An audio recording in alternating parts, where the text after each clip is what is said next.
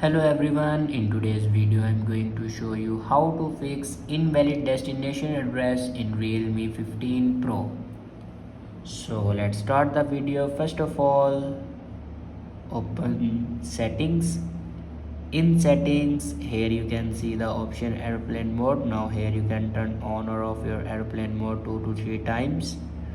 After turn on or off your airplane mode, then scroll down and click on apps. Now click on app management and then scroll down and click on messages app and then click on storage usage, and then here you can clear the cache memory of messages app.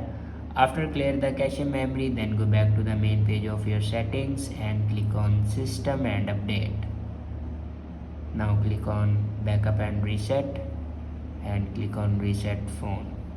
Now on top you can see the option reset network settings. Now click on it and then click on reset. After reset your network settings, your problem will be fixed. I hope this video is helpful for you. Thanks for watching.